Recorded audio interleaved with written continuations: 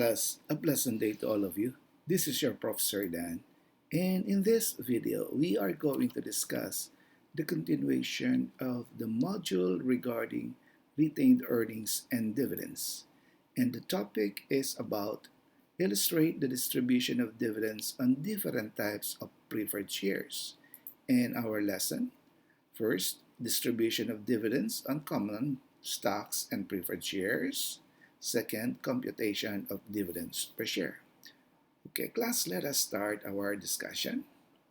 So, in the previous lessons, we have already discussed the different types of preferred shares. We have here cumulative, which is entitled to current and back dividends. And when we speak of back dividends, it means that it is the dividend from previous years that dividends were not given. Okay? And non-cumulative, this is the type of preferred shares that is only entitled to current dividends. And the other type of preferred share is participating. And participating, it is entitled to participate with holders of ordinary shares. We will do an illustration for you to understand this. And non-participating, it is this preferred shares is only to the extent of the stipulated preference dividend. Plus, with these different types of preferred shares, it can be a combination. When I speak of combination, for example, cumulative, it can be cumulative participating or it can be cumulative non-participating. So the type can be a combination of cumulative and participating or cumulative non-participating. And it can also be non-cumulative participating or non-cumulative non-participating. So class, in our illustration, we will be discussing the combined type of preferred shares wherein you have cumulative participating, and the second situation will be cumulative non-participating, and it can be non-cumulative participating and then non-cumulative non-participating. Okay, let us start the illustration. Given the company has the following selected accounts in its shareholders' equity: 12% preference shares, 100 par, authorized 4,000 shares, 2,000 shares issued and outstanding, so that is 200,000. As we have learned, this 200,000 was computed from the issued shares times the par, okay? So we have here 200,000. And here we have another type of share, which is ordinary shares, 100 par, 6,000 authorized shares, 3,000 shares issued and outstanding. So we have here 300,000 because we have 3,000 shares issued times 100. That will give you 300,000. Okay. Retained earnings, 260,000. Okay, we have here additional information. The board failed to declare dividends for the past 2 years. The current year's results of operations gave the board reasons to declare cash dividends of 200,000. So the board declared cash dividends amounting to 200,000. So now how are we going to distribute these 200,000 to the shareholders? Okay, first let us do a recapitulation, okay, of the information. So on case 1, we will have here non-cumulative, non-participating. Okay, so the situation that we have that our preferred shares is non-cumulative, non-participating. Okay, so you can use Excel, okay, in doing your working paper. So you in your Excel you have to provide a column for your preferred share and a column for your ordinary share. And let us first do a recap of what we're given. The par value of 12% preferred share is 100. So we need the par value, the information. And for ordinary share, the par value is 100. Okay? And now let us get the outstanding shares. Why outstanding shares and why not issued shares? Because this is the outstanding shares is the shares that are entitled to dividends. So here, the outstanding shares is 2,000, and for ordinary share, it's 3,000. Okay. So for the share capital, which is 200,000 and 300,000 outstanding share capital.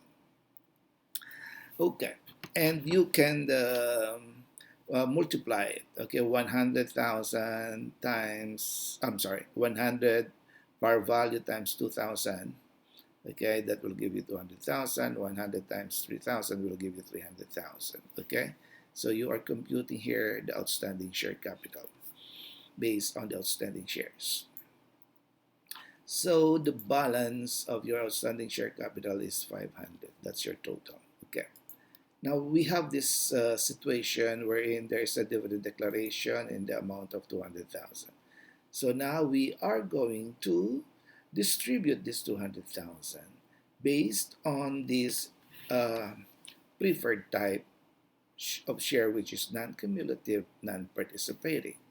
So here first we have to give a dividend to preferred share. That is the preference of the preferred share as to dividends. So the declaration is that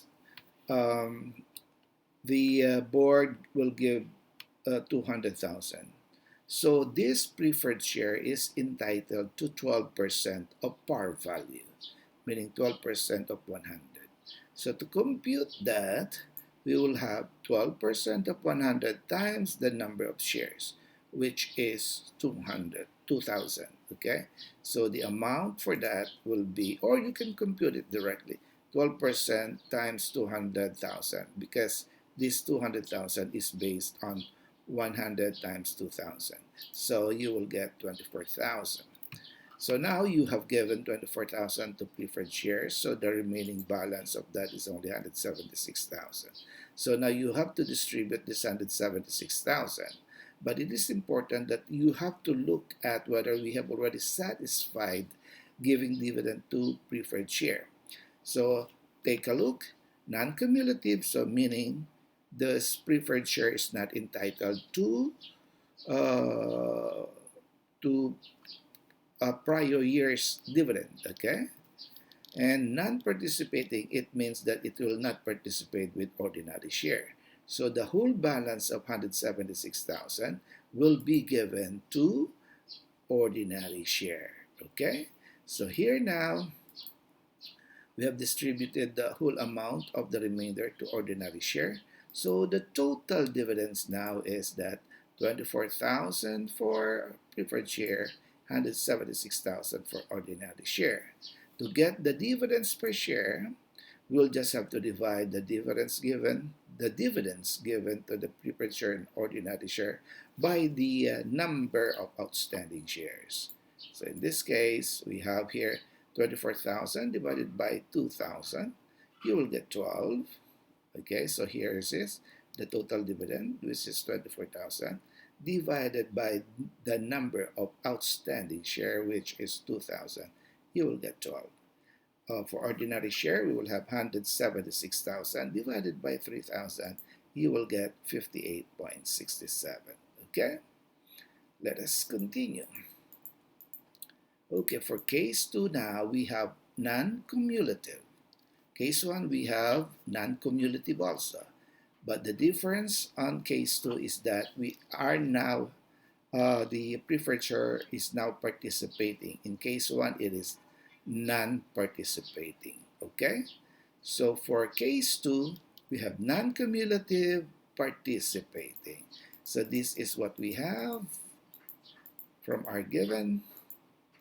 Okay?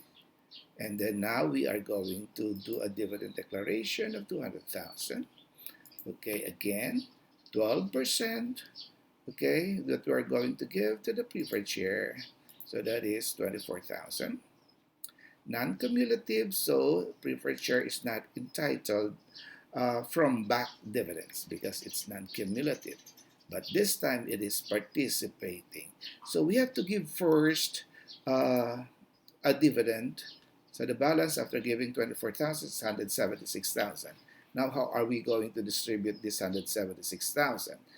It is preferred share is participating. So it means that it will participate with the remainder. But before getting the remainder, we have first to give ordinary share a dividend, similar to a preferred share. So in this case, we are giving ordinary share also at 12%. So computing 12% based on the outstanding share of 300,000. So we will be giving 36,000. With that, there will be a remainder of 140,000. It is participating, meaning preferred share will participate on the remainder. So here, to distribute the remainder, we will get the ratio of the outstanding share capital. Outstanding share capital is 200,000, 300,000. So the ratio of that is 2/5 and 3/5. Okay? So here, we will compute now 140,000 times 2/5, that will give you 56,000. 140,000 times 3/5 will give you 84,000.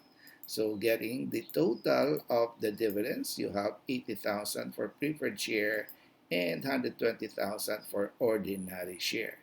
To get the dividends per share, 80,000 divided by 2,000, you will get 40.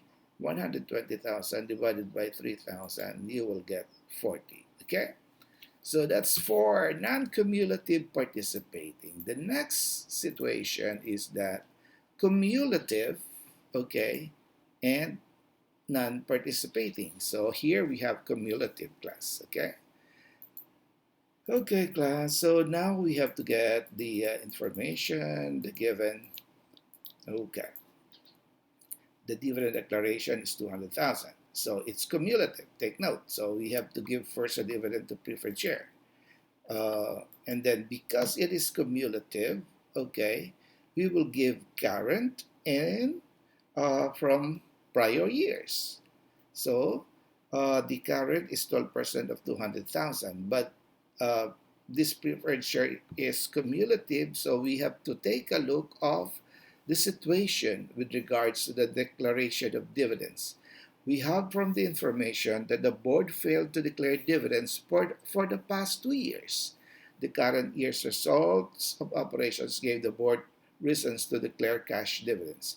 So in this case, this 12% preferred share is entitled for the current year plus the 2 years that the preferred share did not receive any dividend.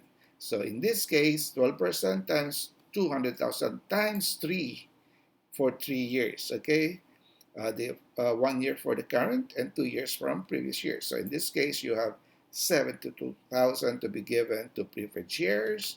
So the balance is 128,000. Since it is non-participating, so everything will go to the ordinary share, okay, the remainder. So here we have here now the total dividend, 72,000 for the preferred shares and ordinary share 128,000. So getting the dividends per share, divide it by the outstanding shares of 2,000, you will have 36. 128,000 divided by 3,000, you will have 42.67. Okay? And the last case is cumulative participating. Okay? So let us first get the data that we have. Okay. Now cumulative participating. So again, at the 12% preferred share, it will be multiplied by 3 because it is cumulative. Okay, and we have 128,000. So before preferred shares will participate, a dividend should be given first to the ordinary share. So which is ordinary share will have 300,000 times 12% will That will be the 36,000. That will be shared by the 3,000 shareholders, okay? Our shares, outstanding shares. Okay, so in this case, 128 minus 36,000, there is a leftover of 92,000. And this 92,000 will be shared by preferred shares and ordinary shares because preferred shares type is participating. So this 92,000, okay, will be shared according to the share capital ratio, which is 2 over 5 and 3 over 5. And with this ratio, the share of preferred share is 36,800. How did we compute 36,800? 92,000 times 2 over divided by 5 will give you 36,800. Okay? Or in percentage, that will be 40%. 40% of 92,000. Because 2 divided by 5 will give you 40%, 3 divided by 5 will give you 60%. So applying the percentage, you will have 36,800 and 55,200. So the total dividends will be 108,800 and 91,200, and divided by the outstanding shares, you will have the dividends per share at 54.40, and for ordinary shares 30.40. Okay, that's it for this topic. So if you have questions, please let me know. Stay safe, class, and have a great day.